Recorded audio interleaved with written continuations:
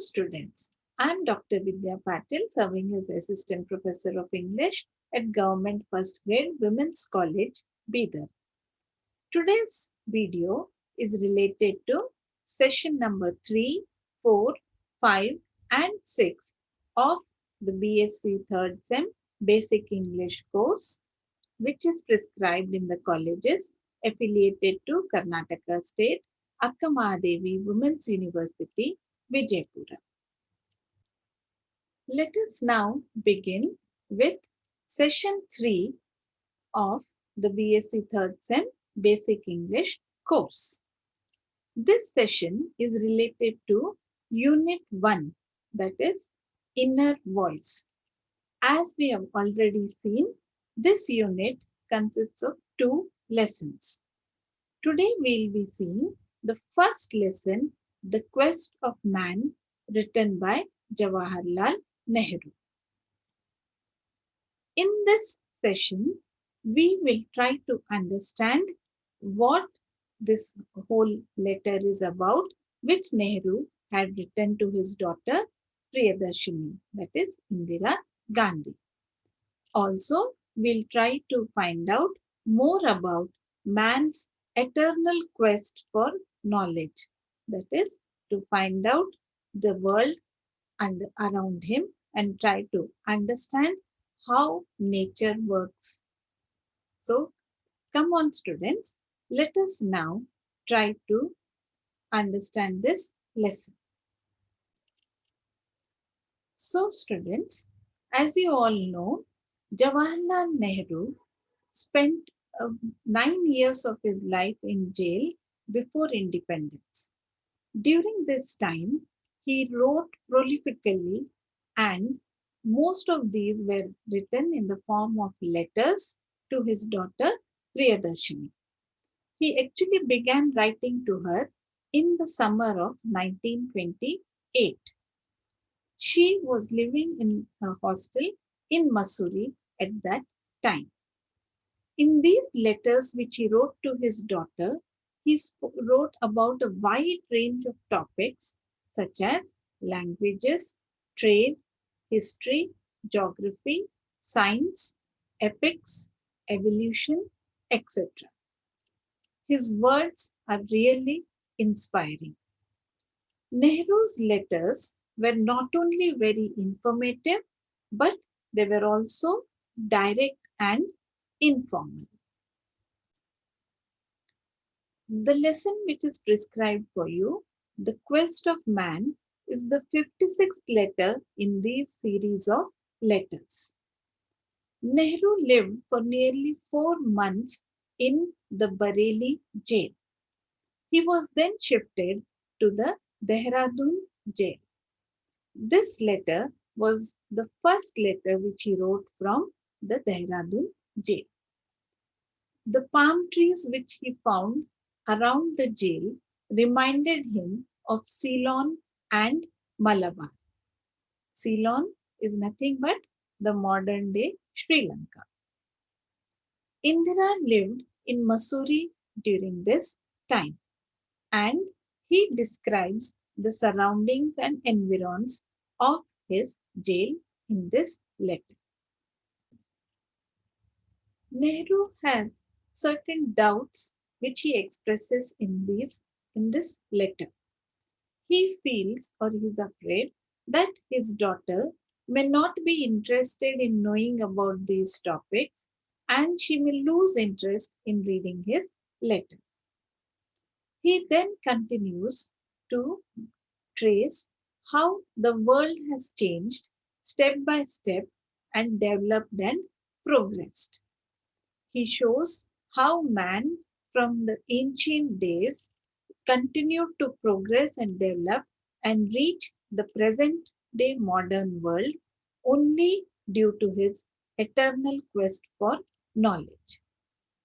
Nehru goes on to explain how various advancements like the discovery of fire, of agriculture, of settling down in towns, and the division of labor has contributed in the growth of human beings. All these are supposed to be major improvements or advancements in the growth of the human civilization. Man is considered to be more interesting than all the other animals in the world. This is because of his mind.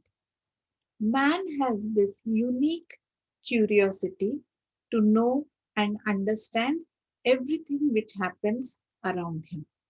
Man has the keenness to learn new things. Not only this, man stores his experiences and learns from these experiences. Therefore, man's quest is never ending. So, Jawaharlal Nehru shows how man is one of the most superior animals and how his quest for knowledge differentiates him from all the other animals in the world. Nehru says that man is continuously questioning the things which are happening around him and trying to understand these different things. Man has found his answers in religion, philosophy, and science.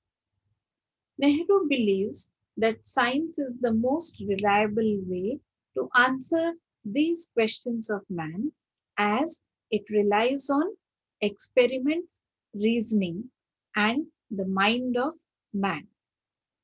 In the image on your screen, you can see a beautiful definition given by Nehru, a quote which says, "The future belongs to science and those who make friends with science."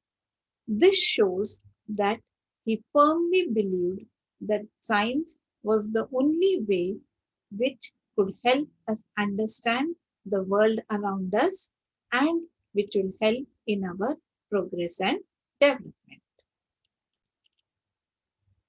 Nehru says that man's quest is to understand nature and to understand man. According to him, both the quests are nothing but the same, as man is just a part of nature. The very same thought has been expressed even in the Upanishads and by the old philosophers of India and Greece.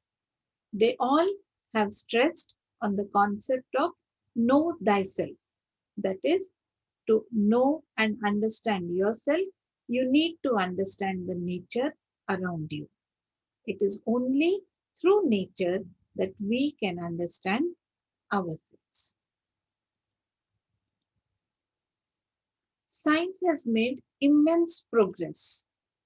Nehru tells us that science has not only tried to understand the stars, but also the electrons and protons at the level of the atom.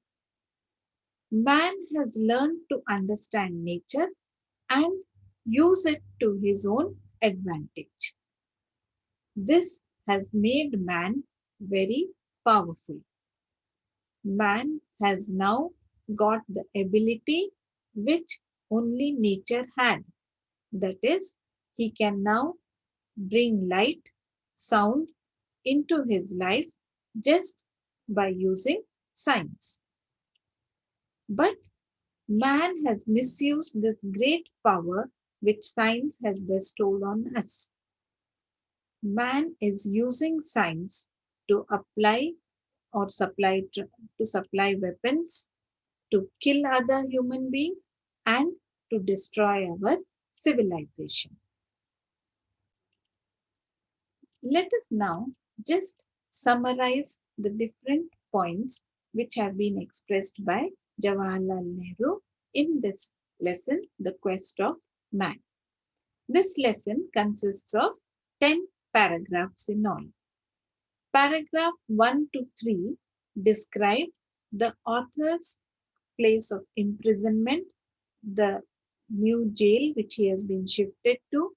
He also describes his happiness in being closer to the mountains and closer to Missouri, where his daughter is studying.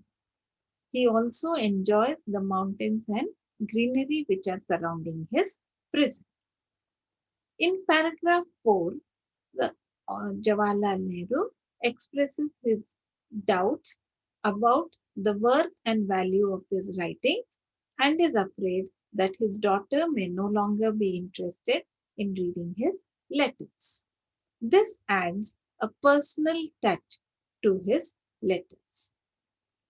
In paragraph 5 and 6, the author attempts to recreate the history of the world from prehistoric times to the modern days.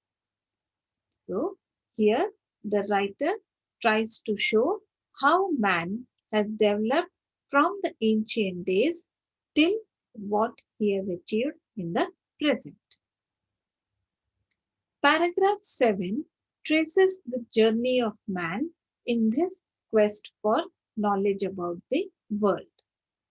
So, Jawaharlal Nehru shows how man has progressed from the ancient stage by discovering fire, agriculture, division of labor, settling down in cities and towns, reached the modern stage, and but still his quest for knowledge continues unabated.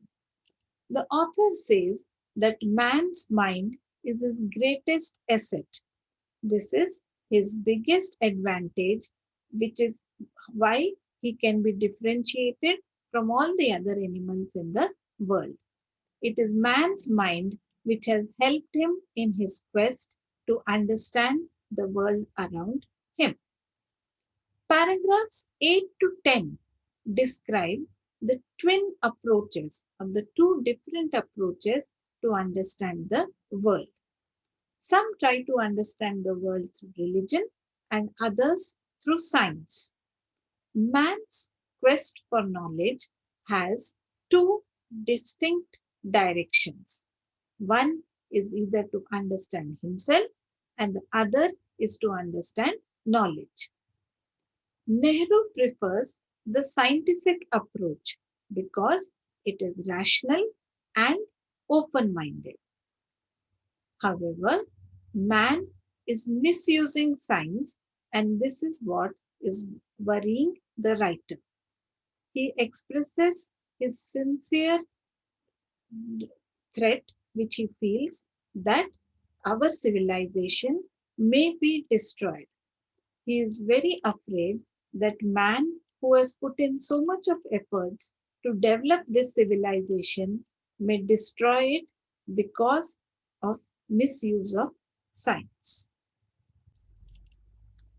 Now, I would like to point out some of the highlights of this lesson or this letter, which was written by Jawaharlal Nehru.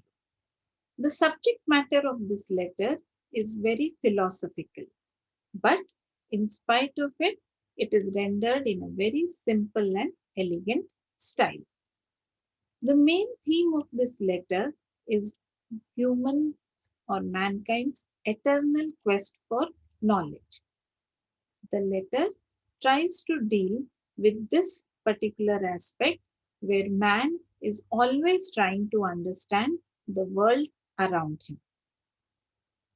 The different paragraphs of the letter are linked to each other and it sounds more like a story about human civilization. The prose style which has been adopted by Nehru is very personal, subjective, conversational, and informal. He has even stated in the letter that whenever he wrote, he used to imagine that he is sitting with his daughter and talking to her. That is why we can see that the entire tone of the letter is very conversational, as though someone is sitting and talking to us about these different aspects.